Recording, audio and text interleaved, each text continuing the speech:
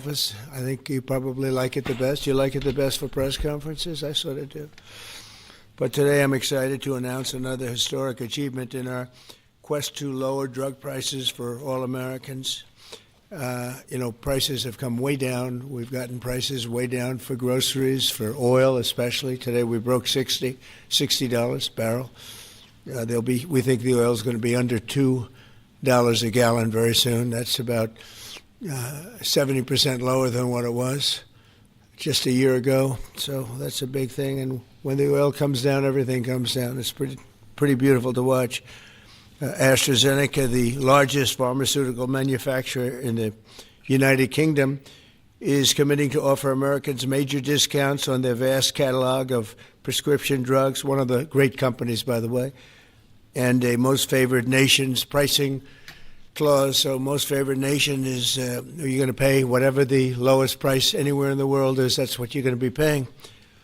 And I had it going very well in my first term, but we were interrupted by a rigged election, so I was unable to carry it forward. We started it, but this was something one of the reasons I wanted to run again was we had to have favored nations where the world is not going to be paying just a tiny fraction of what we were paying.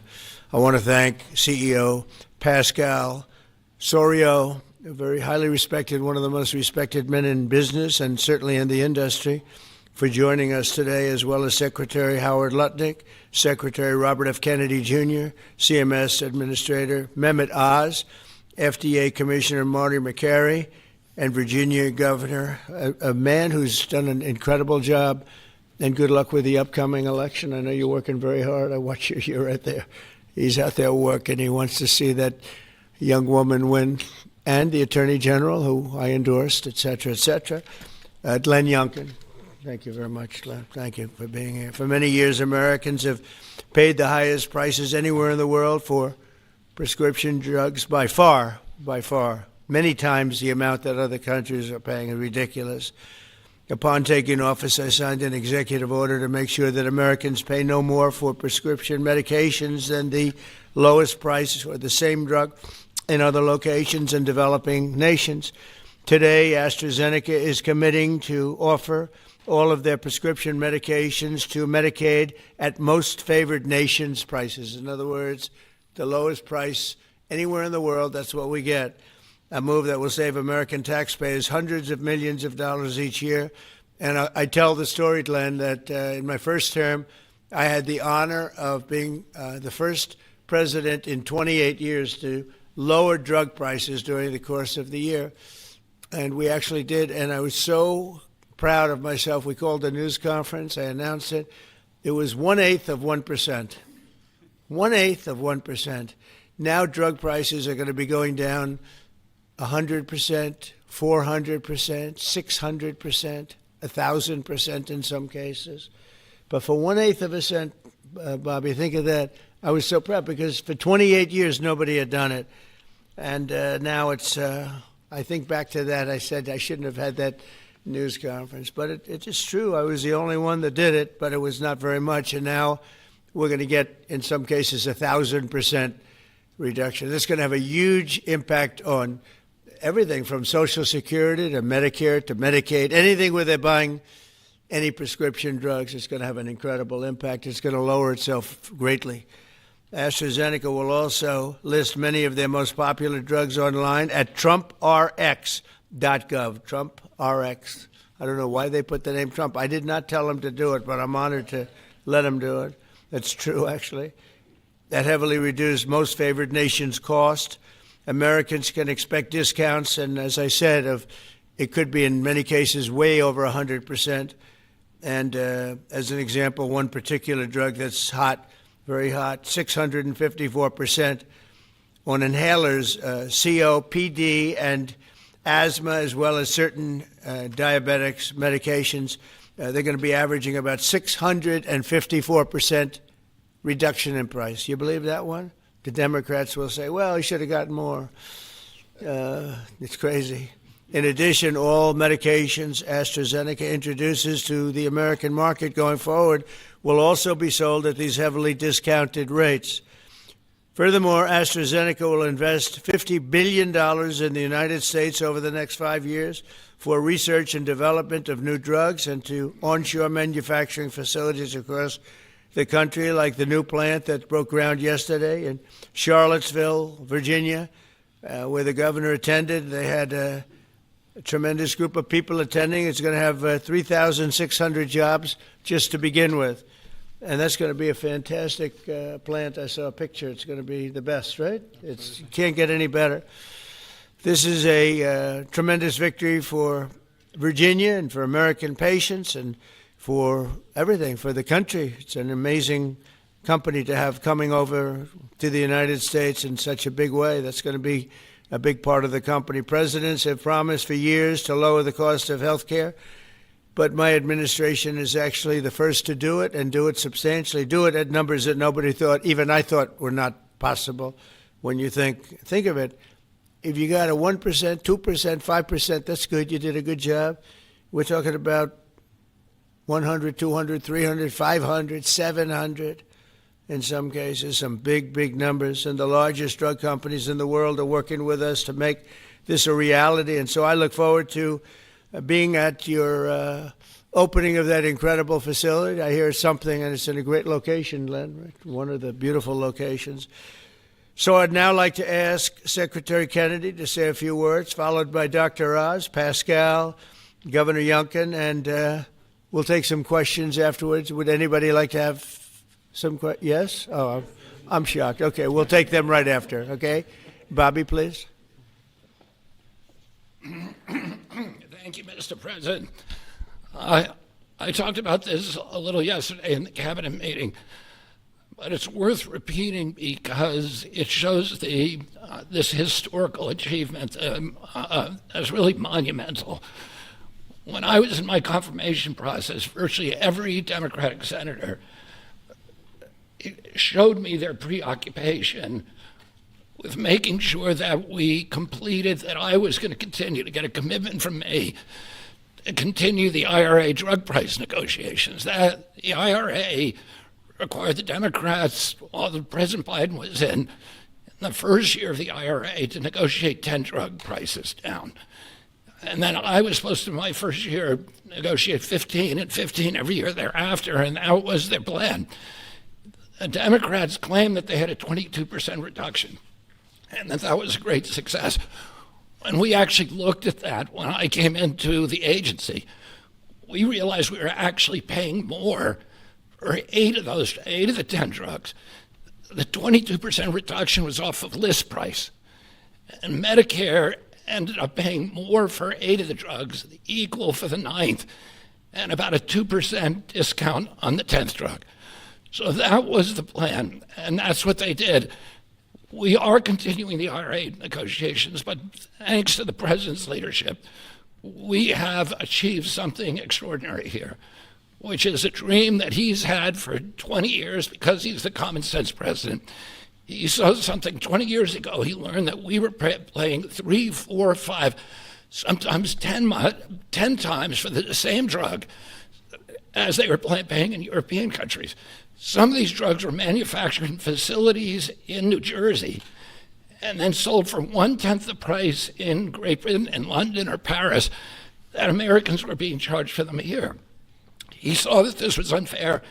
Every Democratic president, every Republican president has said that this was the gold standard. This is what we needed to do. Nobody's been able to change it. And when we came in, I have to say I was pessimistic about doing MFN. Dr. Oz was pessimistic. Our staff, John Brook and Chris Klump and the other people we brought in were all pessimistic. The president saw something that we didn't see, which is we had leverage. And that came through Howard and the tariffs, and we had extraordinary leverage to craft these deals. So last week we had Pfizer in, which is one of the biggest American pharmaceutical companies. Today we have AstraZeneca in with Pascal Sorios, which is one of the biggest European pharmaceutical companies. And the president asked us to do 3 things. 1, to get MFN prices. 2, to not bankrupt these companies. He understood that America has to be the center for innovation. The drug industry needs to innovate, that it's critical for its bottom line, it's critical for the health of the American people. And he asked us also to make sure that those companies would keep their promise to reshore this industry. For national security purposes, for our economy, it's critical. These companies are making these drugs in the United States. We were able to achieve all those things, and partially with the visionary help of Pascal, where is he? Of Pascal Zorias, who understood that innovation and the business doesn't work if everybody is not pulling the oars, if everybody doesn't have the skin in the game. The whole world was riding on our shoulders and riding on our dime. 70% of pharmaceutical revenues comes from this country. We only have 4.2% of the world's population, and we were paying for 80 or 90% of the innovation here, and the rest of the world was a free rider. And Pascal understood that that's not fair, and it's not a good, sustainable, long-term business model. And he came to the table. He was one of the first leaders to come to the table. I want to thank him for his vision, for operating with us in good faith. And this is an extraordinary deal. Not only that, but as the president just pointed out, he is also reshoring this industry here. He has 19 facilities already operating in this country. He has this other facility in Albemarle County that Dr. Oz went with Governor Youngkin and broke ground on yesterday. He has a second facility that is under construction in Kendall Square in Boston, another facility in Rockville, Maryland, and a fourth facility in Copper, Texas, right outside of Dallas-Fort Worth. And he's got plans for building many more in this country, thanks to the president's leadership, to the tariffs, and to the common sense the president has demonstrated in his own commitment to make drug prices lower for hardworking Americans. So I want to thank the president for your visionary leadership. I want to thank Dr. Oz for his part, and Marty McCary in negotiating this deal. Dr. Heidi Overton, Theo Merkel, Chris Klump, and John Brooks, who all played critical parts in the negotiation. And of course, Howard Lutnick, who was the key to these negotiations. Who do we bring up now? Dr. Oz. Thanks, Secretary. He'll take your place, Pascal. Oh, Pascal, I get to introduce Pascal, which I'll do with great joy and honor. So the world is watching as President Trump tries to make peace in every place he can go. But at the same time, President Trump is putting peace into the hearts of Americans and bringing peace of mind to them, especially Americans who cannot afford their medications. And just to put a number on this, as he releases us from the bondage of paying 3 times more for the exact same product made in the same factory, in the same pill box, in the same instruction manual overseas, rather in this country than we pay overseas, it creates an opportunity for us because, Mr. President, you're turning the art of the deal into the art of the heel. And that is something that you're going to witness today. And it's the second, we have more coming, but this is a very important one because I want to set the stage here. And Ms. Secretary, you're too modest. Secretary Kennedy did have a vision to push hard on this. He understood we could give the right medications to the right people at the right time. And there is nothing more maha than giving folks life-saving medications in a timely fashion so you prevent illnesses and treat other ones that have already occurred. You save lives that way. That literally is what was on the line as we began negotiating these. So let's set the stage. Where are we right now? Why this order? Last week in this very room, President Trump welcomed the CEO of Pfizer, and that company, a leading U.S. pharmaceutical company, pledged to provide exactly what the president promised. Massive discounts to allow us to have most favored nation drug pricing in this country so we don't allow our people to pay more than folks overseas. And this was unthinkable even 6 months ago, 7 months ago when we came into office. And Americans now have the ability to do that, but we needed to prove it was scalable. So we went to AstraZeneca. which is the leading pharmaceutical company, a leading company in the entire world, but a massive opportunity in this march to MFN, a march to most favored nation drug pricing. And to have this message land clearly, we needed to make sure that the president's demand for fair drug pricing was heard all around the globe. And I actually think the single most powerful tool we had was the president, because people take him seriously. And some of the things that they were hearing overseas were alarming them enough that they began to realize the jig was up. So let's talk about the deal specifically. John Brooks, if you could be my Vanna White, please. John back there is Theo, Vince, Heidi were parts of the team. There are other members of the team I'll speak of in a second. So these are the 5 deal points. This is what Trump RX, by the way, which just launched, TrumpRx.gov, which was a unanimous name, by the way, Mr. President. He was not involved in picking the name, but it was not a difficult one to land on. We thought it had a catchy element to it. All primary care medications sold by AstraZeneca are going to be available on Trump RX, which means no more gaming, no more middlemen. Starting early next year, when you go to the website, you'll be able to see a marketplace. We're not selling the drugs. We're just making information available to everyone so you go to the right place to buy the right medication. Second, drugs for lung diseases are discounted massively, and that's over here on this line. The president highlighted 650%. They're significant discounts, and these are medications. We just picked the ones for lung disease and one for metabolic syndrome, diabetes, but there are others that are included. We have most favored nation pricing for everyone who is on Medicaid in this country. That's why Governor Youngkin is able to do backflips with his nimble 6'6" physique. Because for governors, this is a massive problem. If Medicaid prices continue going up, it crowds out other social services, which he'll speak to.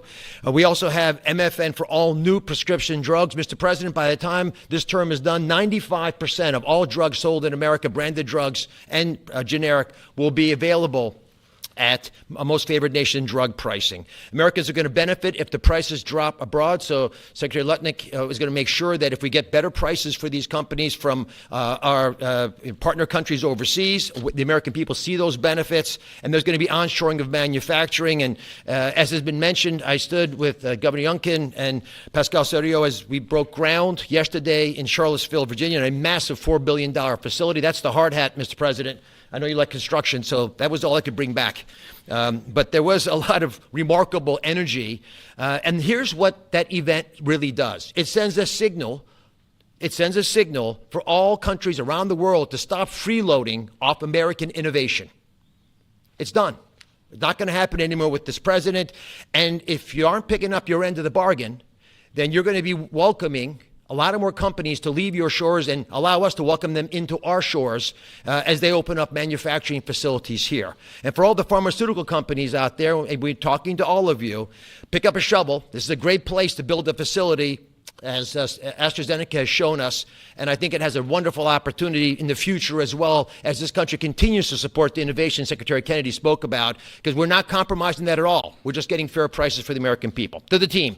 Tough negotiations, Mr. President. You know how hard they can be. You can't get there without world-class negotiators, and we are blessed by individuals to work with the AstraZeneca team who are killers, head-to-head. And why? Because talented people out of the private sector are coming into government to serve this president in a generational opportunity that they feel in their heart will make a difference. John Brooks is part of that team. Chris Klump, Inma Hernandez, numerous other folks contributed as well.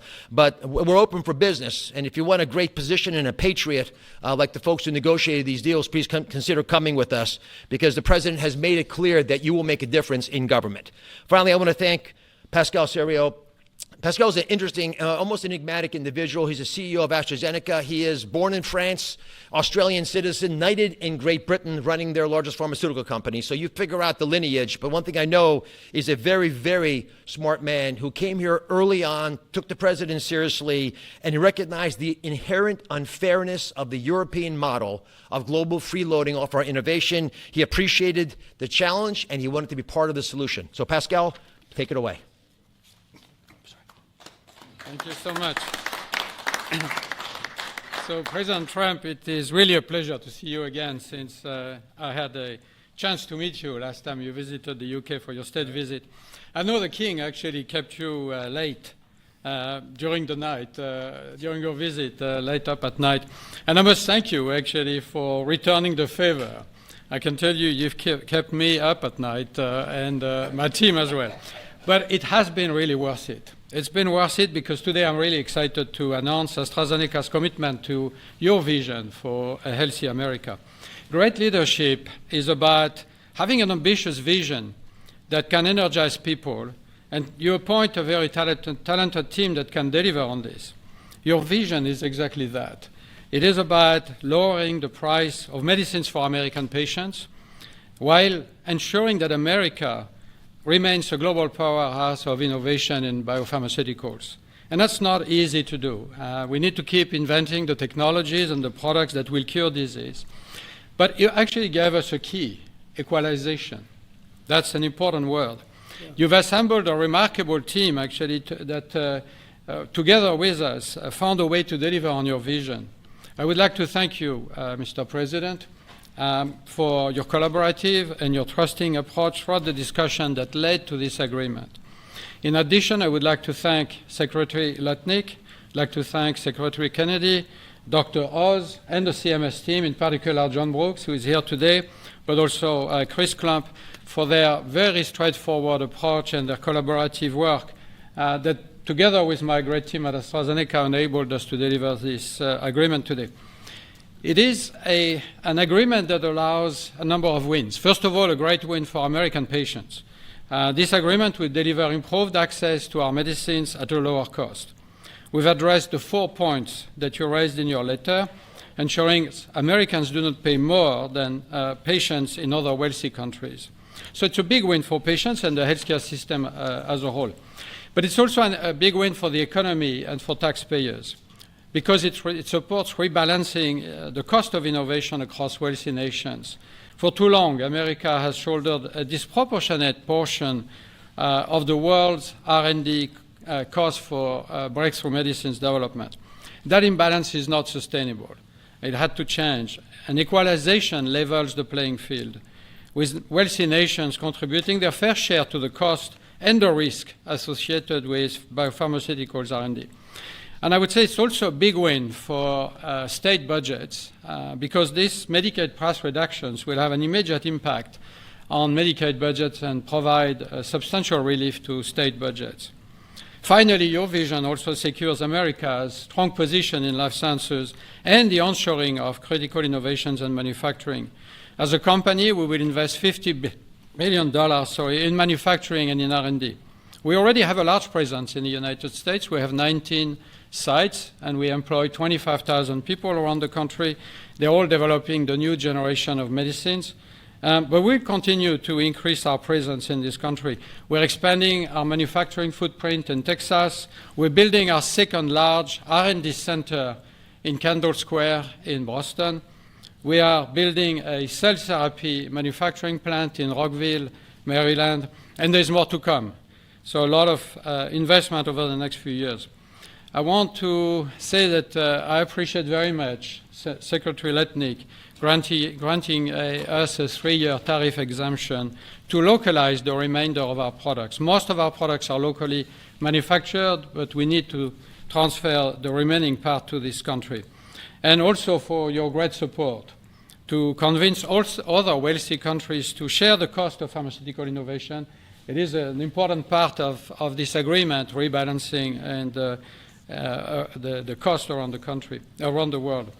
Yesterday showcased our commitment to the United States with this $4.5 billion investment in the beautiful Commonwealth of Virginia to manufacture what we call API, active ingredients for our medicines, but also antibody-drug conjugates that are such a critical part of the future treatment of cancer care, what is called smart chemotherapy, targeted chemotherapy.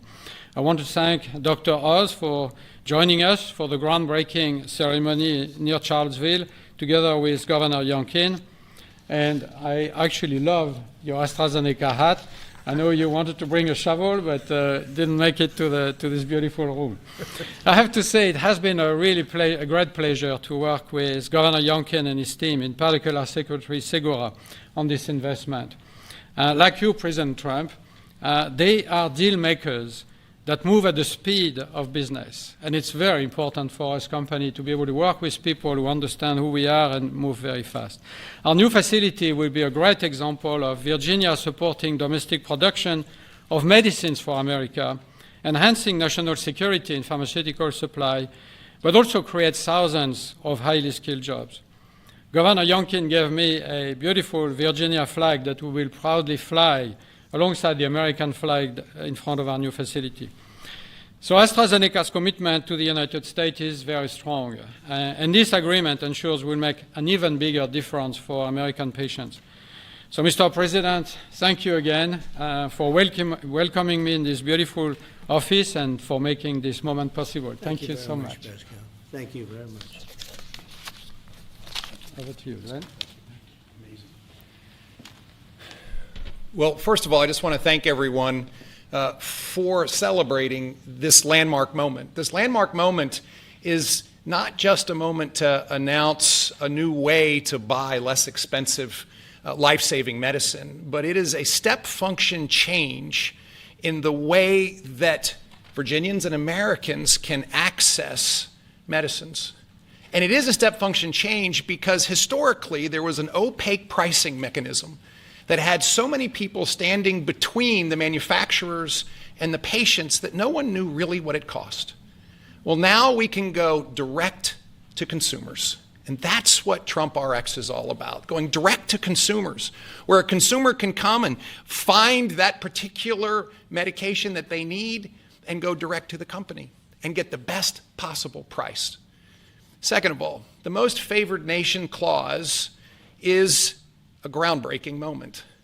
It's a groundbreaking moment because, as you've heard, that American customers have been paying 3, 4, 5 times what international customers have been paying. That is just not fair. And Mr. President, I want to thank you for simply recognizing that America must come first. And Americans deserve the best pricing, not the worst. It changes everything for a state. In Virginia, we have $1.5 billion a year of pharmaceutical expenditure under our Medicaid plan. $1.5 billion a year. We save 10%, 20%. 30%. All of a sudden, 150, 300 million, 450 million in savings can be realized by a state. Now, I firmly believe that's the people's money, and it should go back in tax relief. But think about the change that that enables for a state as they manage their health care expenditures. Finally, Mr. President, you have driven a reshoring of critical supply chains that no one thought could happen. The industries that everyone thought were lost are now coming home, and with pharmaceutical manufacturing and active pharmaceutical ingredients particularly coming back to America, it changes everything. It's an economic moment for us. Yes, $4.5 billion into the Virginia economy, and that will in fact translate into $3 or $4 of extra economic impact for every dollar that is spent, 3,600 great paying jobs. But it's even more than that. This is a national security moment. And what you've just heard is one of the leading pharmaceutical companies in the world is choosing America, and yes, Virginia, to invest nearly $5 billion to build the most critical manufacturing for the future of America's health. That's not just a single example. It's happening all over. And in fact, in Virginia, Mr. President, we've been blessed with nearly $10 billion of commitments to build new pharmaceutical manufacturing in the great Commonwealth of Virginia. And therefore, I believe this is a moment to celebrate investment, but more importantly, to celebrate breakthroughs for American citizens to get access to life-saving medicines at costs that they deserve, because they're all made here. Mr. President, you and your cabinet have been amazing. As a governor, I have found that the cooperation with every one of your cabinet members, and sir, yes, you, has been beyond compare that I could ever imagine. I want to thank you for helping us make Virginia great again, too. Thank you.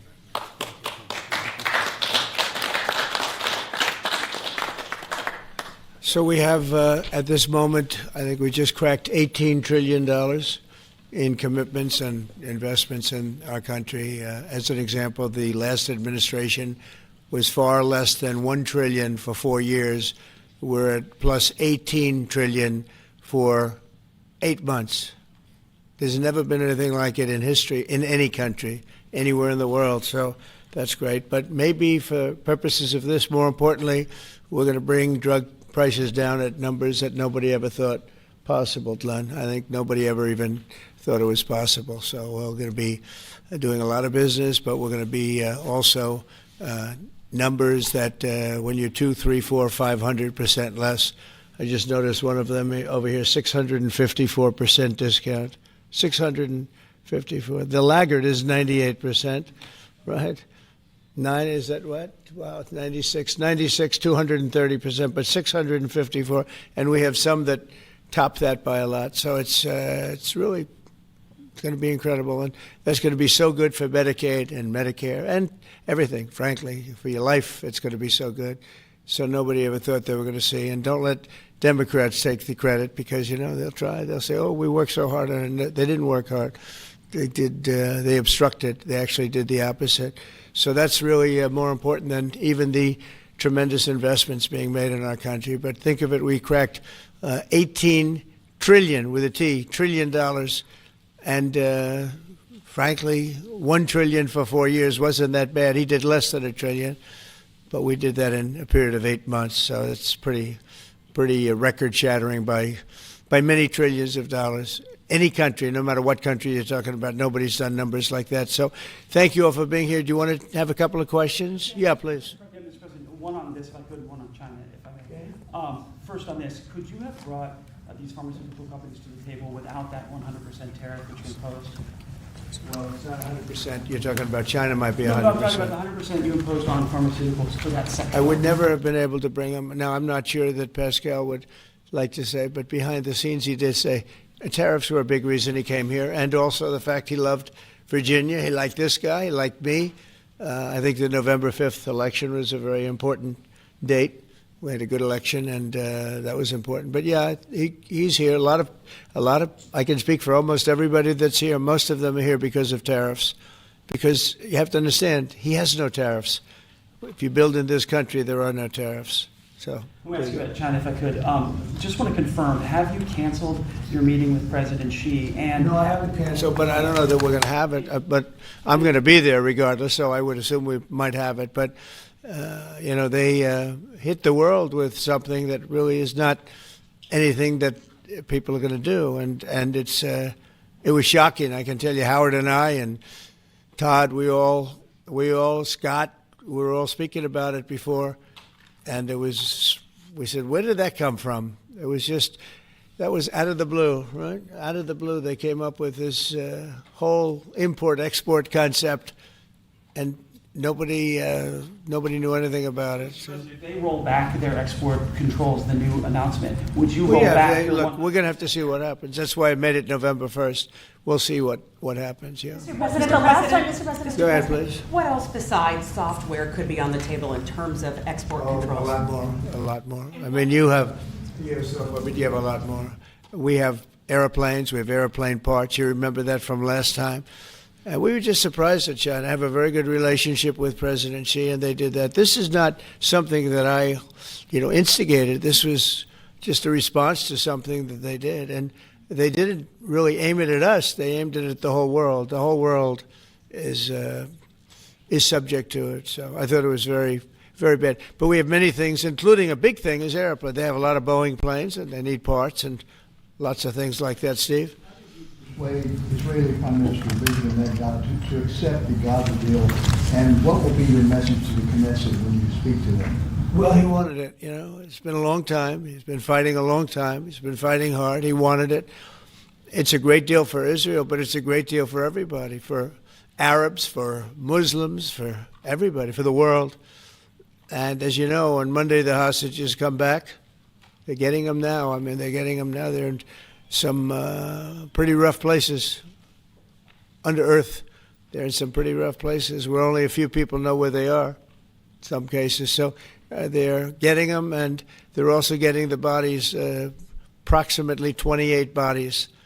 And some of those bodies are being unearthed right now as we speak. They're working on it right now as we speak. It's a tragedy. It's a tragedy. No, he was very happy with it. And I can tell you that I saw Israel dancing in the streets, but they were dancing in Qatar and Saudi Arabia and UAE and many, many countries. I saw Egypt, they were dancing. I'll be going to Israel. I'll be speaking at the Knesset, I think, early on. And then I'm also going to Egypt. They were terrific. But all of the countries were great. Indonesia was great. Jordan was great. They were all great. Everybody wants this deal to happen. What happens in Gaza the day after the hostage release? Day after what? The day after the hostage release, what happens there then? Well, hopefully you're going to have great success I call it everlasting success. I think you will too. I think you're going to have tremendous success, and Gaza is going to be rebuilt. And you have some very wealthy countries, as you know, over there, and it would take a small fraction of their wealth to do that. But and I think they want to do it. And we're also setting up, as you know, a board of peace. It's called the Board of Peace. I don't know if that's the final name, but the word peace is definitely in there. They have asked me if I chair it. We'll make sure things go well. And how confident are you that the ceasefire will hold? I think it'll hold, yeah. I think it'll hold. They're all tired of the fighting. Don't forget, you had October 7th, which was a horrible day, 1,200 people killed. But Hamas has lost 58,000 people. That's big retribution. That's big retribution. People understand that. So, no, I think they're all tired of fighting, and this really gives the whole Middle East. This is beyond Gaza. Gaza is very important, but this is beyond Gaza. This is peace in the Middle East, and it is a beautiful thing. You know, it's a term that you and I have been hearing since we were very young, right? And now we have a chance of really having that. And as you know, most of the countries have passed all these resolutions. Every country is there. Iran came in. I was very happy to see that. I was very honored that Iran came in. They said they support it. Russia came in. President Putin, he supports it fully, very fully. So I was happy to see even countries that weren't necessarily involved in the process, they all support it. I don't know of anybody that doesn't. And I've never seen happier people than many of these places, not just Israel. Many of these places, they're all dancing in the streets. I've never seen anything like it. Yeah, go ahead, please, in the back. Thank you. What guarantees did you give Hamas to persuade them that Israel will restart the bombing campaign once the hostages have been exchanged? What did I do with respect to them? Well, you know, I spoke a little bit tough, and that's what would happen. I mean, you have to speak tough. That's a tough world. That's a tough, as they say, neighborhood. And they're tough people. They're very tough people, and they're smart people. They're good negotiators. They have a lot of things going. They put that to good use. They're going to be very, very successful. But they knew the retribution would be tremendous, unsustainable. It would have been unsustainable. It would have been complete obliteration, and they didn't want that. And nobody wants it at this point. They want to get on with rebuilding the entire Middle East. It's not only Gaza. It's going to be the entire Middle East. They're going to be able to live in peace. Now we have some little hot spots, but they're very small. You know the ones I'm talking about. They're very small. They'll be very easy to put out. Those fires are going to be put out very quickly. Yes, ma'am. Thank you, Mr. President. Talking about the Middle East still, going to the phases that come after this first phase, is there a consensus on the additional points in your plan, or are the details still being fine-tuned? I think there is consensus on most of it, and some of the details, like anything else, will be worked out, because you'll find out that when you're sitting in a beautiful room in Egypt, it's easy to work something out, but then sometimes it doesn't work from a practical standpoint. So certain little things, but for the most part, there's consensus, yes. Do you intend to hash that out when you're in Egypt? I might, yeah. I mean, I'll be there because I'll be going to, I'll go to Cairo. I think that's where we're going, as opposed to the place of the signing. And we have a lot of leaders from all over the world coming too. They've been invited. And then I'm coming back, I believe it's Tuesday night, for Charlie Kirk, a friend of mine, a friend of all of ours, a friend of a lot of the people right here. And we're giving him the Presidential Medal of Freedom, which is the highest honor you get outside of the Congressional Medal of Honor. One's military, one's civilian, but it's the greatest honor. And Erica's beautiful wife is going to be here, and a lot of people are going to be here. So, it's not easy for me to get back. It's it's a very quick trip, but I'll be making 2 major stops, and then I'll be on the plane trying to get back in time for Charlie. They're going to have a great celebration at the White House, in the East Room of the White House. Mr. President? Russell Vogt said the reductions in force have begun related to this shutdown. How many layoffs have you authorized for this first round, and from which agencies? And it'll be Democrat-oriented, because we figure, they started this thing, so they should be Democrat-oriented. It'll be a lot, and we'll announce the numbers over the next couple of days, but it'll be a lot of people, all because of the Democrats. I mean, they want to give $1.5 trillion to people that came into the country illegally. More important than that, because we all have a big heart. We want people to be taken care of, but we have 0 people coming in. You know that, Glenn, right? That's a pretty impressive number, even for a successful governor.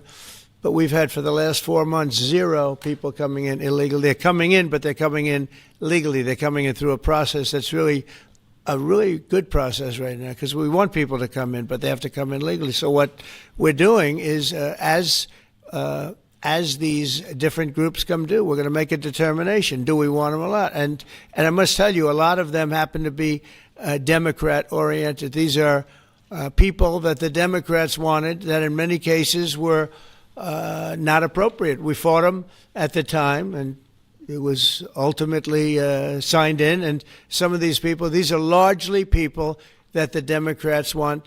Many of them will be fired. Yes, please, behind. The Nobel Peace Prize was announced this morning. Your thoughts? Which one? The Nobel Peace Prize. Your thoughts? Look, including a very big one, and I'm not sure, when you say big, it's certainly, I think, to the mind of most, the most important deal ever made in terms of peace. But the one we just signed, it's been signed, sealed, and it's going to start taking place now. It's already started. Monday's going to be a very big day when the hostages come back. But I made 8 deals, transactions of wars. One was 31 years going on. 10 million people were killed. One was 34 years. One was 36, 37. One was 10. One was just starting. 2 were just starting, actually, but they were well on their way.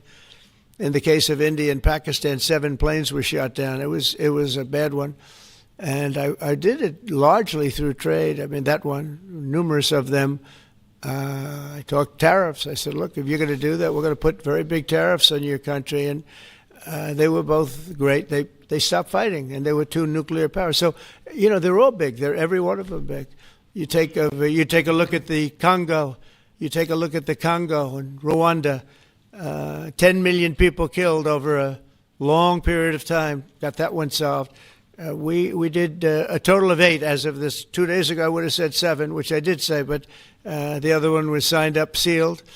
As you know, Israel signed it just now. They signed it and they approved it today, their parliament. And it's a great honor to be involved with so many. So the person who actually got the Nobel Prize called me and said, I'm accepting this in honor of you because you really deserved it. A very nice thing to do. I didn't say then give it to me, though. I think she might have. She was very nice. And I've been helping her along the way. They need a lot of help in Venezuela. It's a basic disaster. So, and you could also say it was given out for 24, and I was running for office in 24. All of the transactions that we did in terms of closing. But there are those that say we did so much that they should have done it. But I'm happy because I saved millions of lives. Many millions of lives. And speaking of somebody that saves lives, don't ever play golf with him, because Keegan Bradley just walked in, one of the greatest golfers in the world, the captain of the Ryder Cup. And, man, I'll tell you, you did a good job. You almost came back. I turned on. I said, I sort of turned off. It wasn't looking good. And then a little while later, I turned on. I said, you guys might make that would have been the miracle. What a great job. He's respected by those golfers like nobody. And I just want to compliment you, Keegan. That was a incredible job. Right here we have a lot of unfriendly fake news media, and he's not used to that. He's used to getting only good publicity, I think, Howard. These are all golfers. But you're some golfer, I'll tell you that, and some leader. Thank you very much. Great job. Thank you, Keegan. Mr. President, on China. Yeah, please. On immigration, ICE are making arrests, targeted arrests at courthouses in New York City and around the country. Criminals, arresting criminals, that's right. Yeah, So go ahead. I'm happy about it. I want them to arrest criminals. And if you take a look at D.C., a year ago, D.C. was our great capital was a very unsafe place. You know that. Some of you were mugged, and talk openly about it. Some of the media was mugged. But right now, D.C. is one of the safest places in the whole country. The restaurants are booming. They're opening up new restaurants. The restaurants were all closing. Now you can't get into a restaurant. They're opening up new restaurants. It took 12 days for us. We sent in not politically correct military. We sent them in based on merit. You know, we won the case in the Supreme Court. Everything now is based on merit. Our country was founded on things based on merit. Like Keegan Bradley's not going to be playing golf if he wasn't a great player. If he shoots lower scores, there's no more merit system than that one, Keegan, right? If you miss a putt, they don't say, oh, that's okay, let's take it again, do they? No, it's based on merit. Everything's based on merit. And we're back to the merit system. And when they saw that military is all about merit. They're big, strong people that they're patriots too. And you take a look at D.C., and now we're in Memphis, and Memphis was really crime-ridden. It was terrible. A lot of people being killed. And they say in 12 days they can't even believe how much better it is. And it'll take probably a month over there, and we're heading to Chicago because we want to save Chicago. Do you know they had over 4,000 people killed in Chicago over a short 4,000 people, and I have to watch this slob of a governor stand up and say that, well, everything's okay, we've got it under control. They had 4,000 people murdered over a very short period of time. There's not a city in the world, I don't believe, that can claim, you hear so much about different, I won't, embarrass anybody, like by saying Mexico City or by saying anywhere in Afghanistan. There's no place like that. And then I have to listen to the mayor who's got a 5% approval rate, maybe less. He's an incompetent man. And the governor's an incompetent guy. He's a guy that was thrown out of his family business like a dog. And I know his family very well. And now he's a governor. And when I watch him trying to say that it's okay, we have crime under control, I lost 4,000 people over a very short period of time. I believe it's like 7,000 people were shot but didn't die. But 4,000 people died. And then he gets up and talks about how it's not a problem. Or Portland, Oregon. I mean, every time I look at that place, the place is burning down. There's fires all over the place. When a store owner, there are very few of them left, but when a store owner rebuilds a store, they build it out of plywood, and they don't put up storefronts anymore. They just put wood up because they know it's going to be ripped down. And then I hear how wonderful it is. It's not wonderful. It's a disaster. That's almost an insurrection, that place. So we put our people in there, and they do the job, and they've really done the job. And the beautiful thing is we've done it. 12 days we had this place safe, and now it's, I would say within a month it was beautiful, and it continues to be. That was 3 months ago. I'll tell you, D.C. now is one of the hottest places, just like this country. We were a dead country, and you've heard me say it 100 times. We were a dead country. King of Saudi Arabia said it. Others say the Emir of Qatar said it. Many, UAE said it. The leader, great leader, UAE, all great leaders, they said effectively the same thing. 1 year ago, we had a dead country.